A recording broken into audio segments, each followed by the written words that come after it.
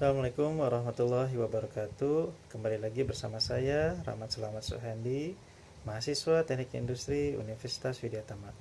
Pada kesempatan kali ini saya akan mencoba membahas tentang analisis pasar.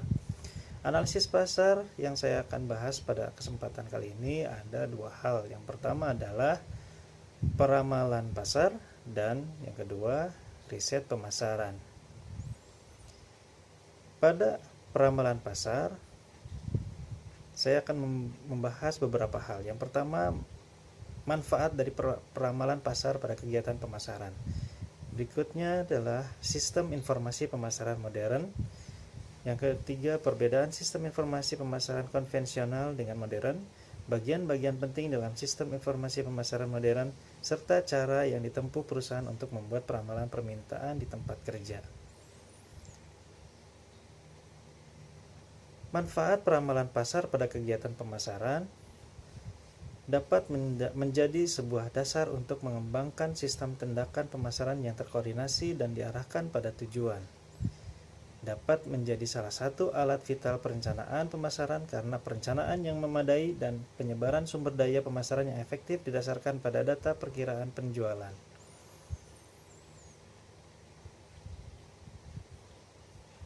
Sistem informasi pemasaran modern. Sistem informasi pemasaran terdiri dari orang-orang, peralatan, dan prosedur untuk mengumpulkan, memilah, menganalisis, mengevaluasi, dan mendistribusikan informasi yang dibutuhkan tepat waktu dan akurat bagi pengambil keputusan pemasaran. Sistem informasi pemasaran bergantung pada catatan internal perusahaan, kegiatan intelijen pemasaran, dan riset pemasaran. Sistem informasi pemasaran perusahaan harus merupakan persilangan antara apa yang kira-kira dibutuhkan oleh manajer, apa yang benar-benar mereka butuhkan, dan apa yang benar-benar layak secara ekonomis. Beberapa perusahaan mengembangkan sistem informasi pemasaran yang memberikan rincian yang mendalam kepada manajemen tentang keinginan, preferensi, dan perilaku pembeli. Perbedaan sistem informasi pemasaran konvensional dengan modern. Dunia pemasaran berubah seiring dengan perubahan zaman dengan perkembangannya teknologi, termasuk dalam hal ini perkembangan teknologi internet yang sedemikian pesat. Sistem informasi pemasaran merupakan sistem yang memanajemen perusahaan terutama dalam menyelesaikan bagian pemasaran perusahaan secara terkomputerisasi. Sistem informasi pemasaran atau dapat disebut juga dengan MIS atau Marketing Information System terdiri dari beberapa orang, peralatan, dan prosedur untuk mengumpulkan, memilah, menganalisis, mengevaluasi, dan mendistribusikan informasi yang dibutuhkan tepat waktu dan akurat bagi pengambil keputusan pemasaran. Perbedaan antara sistem pemasaran konvensional dengan sistem pemasaran modern yaitu pada pemasaran konvensional, strategi pemasaran didominasi oleh iklan seperti majalah, koran, televisi, dan radio.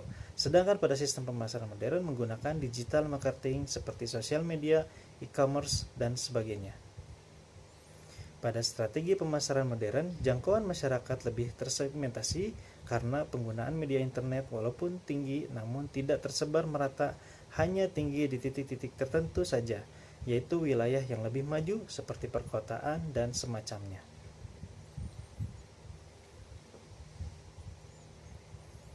Bagian-bagian penting dalam sistem informasi pemasaran modern. Marketing Information System MIS memiliki 3 komponen sistem penting antara lain. Yang pertama, sistem pencatatan internal yang meliputi informasi tentang siklus pemesanan sampai pembayaran dan sistem informasi penjualan. Kedua, sistem intelijen pemasaran, kumpulan prosedur dan sumber daya yang digunakan oleh manajer untuk mendapatkan informasi setiap hari tentang perkembangan penting dalam lingkungan pemasaran. Yang ketiga, sistem riset pemasaran yang memungkinkan desain sistem pengumpulan, analisis, dan pelaporan data dan temuan yang relevan terhadap situasi tertentu. Cara yang ditempuh perusahaan untuk membuat peramalan permintaan. Cara yang ditempuh dibagi dalam dua kondisi, yaitu kondisi saat ini dan kondisi masa depan. Kondisi saat ini, perusahaan berusaha menentukan total potensi pasar suatu wilayah, penjualan industri, dan pangsa pasar. Kondisi masa depan merupakan perusahaan mensurvei maksud pembeli, meminta masukan tenaga penjualan, mengumpulkan pendapat ahli, menganalisis penjualan masa lalu, atau terlibat dalam uji pasar. Riset pemasaran terbagi dalam 3 hal yang akan saya bahas. Yang pertama adalah tujuan riset pemasaran, yang kedua tahapan proses riset pemasaran, dan panduan membuat kuesioner untuk riset pemasaran. Tujuan dari riset pemasaran sebagai perancangan, pengumpulan, analisis, dan pelaporan data sistematis serta temuan yang relevan terhadap situasi pemasaran tertentu yang dihadapi perusahaan.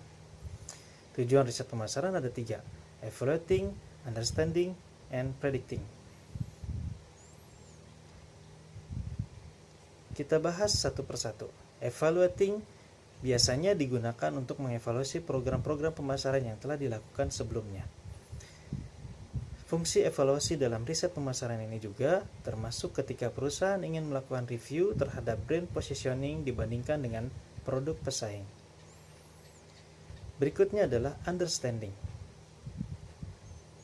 Berfungsi untuk menekankan pada tujuan untuk memahami konsumen sebagai salah satu insight atau masukan yang sangat penting bagi perusahaan.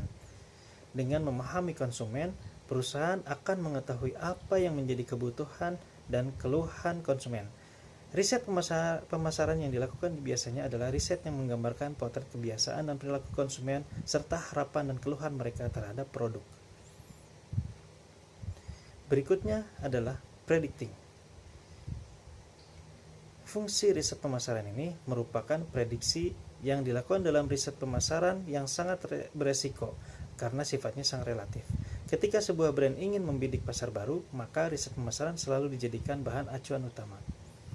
Begitupun ketika perusahaan ingin menyusun strategi pemasaran baru, riset pemasaran masih menjadi penilaian utama.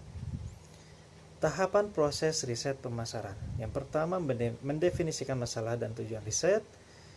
Kedua, mengembangkan rencana riset. Berikutnya adalah mengumpulkan informasi, menganalisis informasi, dan berikutnya adalah mempresentasikan pertemuan, serta terakhir adalah mengambil keputusan. Langkah pertama yaitu mendefinisikan masalah dan tujuan riset. Definisi masalah tidak boleh terlalu luas maupun terlalu sempit. Sifat riset pemasaran yaitu eksploratif, memperjelas masalah dan kemungkinan resolusi atau ide baru. Kedua, deskriptif, menghitung permintaan. Kausal, menguji hubungan sebab akibat. Langkah berikutnya adalah mengembangkan rencana riset. Untuk dapat mengembangkan rencana riset, perlu diambil keputusan mengenai 1. Sumber data yaitu primer atau sekunder. 2. Pendekatan riset, itu bisa observasi, kelompok fokus, survei, data perilaku, serta pengalaman. Yang ketiga adalah instrumen riset. Instrumen riset bisa kuesioner, pengukuran kualitatif, peralatan teknologi. Yang keempat ada rencana pengambilan sampel, yaitu unit pengambilan sampel, ukuran sampel, prosedur pengambilan sampel. Yang kelima, metode kontak bisa surat, telepon, tatap muka, maupun online. Proses langkah ketiga adalah mengumpulkan informasi. Mengumpulkan informasi bisa merupakan fase termahal dan paling cenderung mengandung kesalahan. Masalah utama pengumpulan data, responden tidak ada di tempat, responden menolak bekerja sama, responden memberi jawaban tidak jujur atau bias, pewawancara mungkin bias atau tidak jujur. 3. Pengumpulan informasi secara internasional mempunyai halangan dalam tercapainya konsistensi. Langkah keempat adalah menganalisis informasi. Di sini adalah mentabulasi data dan mengembangkan distribusi frekuensi. Langkah kelima, mempresentasikan pertemuan. Proaktif menerjemahkan data informasi menjadi pandangan dan rekomendasi dengan cara yang dipahami dan mendorong. Terakhir adalah proses langkah keenam, mengambil keputusan. Dewasa ini semakin banyak organisasi yang menggunakan sistem dukungan keputusan pemasaran untuk membantu manajer pemasaran mereka membuat keputusan yang lebih baik. John Little dari MIT mendefinisikan sistem dukungan keputusan pemasaran atau Marketing Decision Support System atau MDSS sebagai pengumpulan data terkoordinasi sistem alat dan teknik dengan piranti lunak dan piranti keras yang mendukung dengan mana organisasi mengumpulkan dan menerjemahkan informasi relevan dari bisnis dan lingkungan dan mengubahnya menjadi dasar bagi tindakan pemasaran. Contoh riset pemasaran, misalnya perusahaan mie. Dulu masyarakat Indonesia tidak mengenal adanya mie dengan versi jumbo. Semua perusahaan mie memproduksi mie dengan kemasan dan besaran yang serupa. Namun kemudian muncullah ide untuk membuat mie dengan kemasan jumbo. Hal ini mungkin muncul karena ada beberapa permintaan untuk kemasan mie yang lebih besar. Sampai pada tahap ini, perusahaan mie belum mengetahui dengan jelas seberapa besar ukuran market yang membutuhkan produk tersebut. Untuk itulah dilakukan riset pasar. Fungsinya untuk mengetahui seberapa besar permintaan masyarakat terhadap mie ukuran jumbo ini. Panduan membuat kuesioner untuk riset pemasaran. Pastikan bahwa pertanyaan-pertanyaan tersebut tidak bias, jangan arahkan responden pada satu jawaban. Buatlah pertanyaan-pertanyaan yang sesederhana mungkin. Buatlah pertanyaan yang spesifik, kadang-kadang sebaiknya ditambahkan pengingat memori, misalnya sebutkan periode waktu. Hindari jargon atau singkatan, hindari jargon dagang singkatan, dan inisial yang tidak digunakan dalam pemakaian sehari-hari. Hindari kata-kata rumit atau kata-kata yang tidak umum, hanya digunakan kata-kata yang sering diucapkan.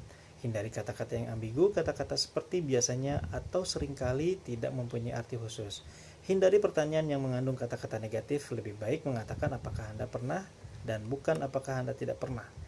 Hindari pertanyaan hipotesis, responden sulit menjawab pertanyaan tentang situasi khayalan, jawaban tidak selalu dapat diandalkan.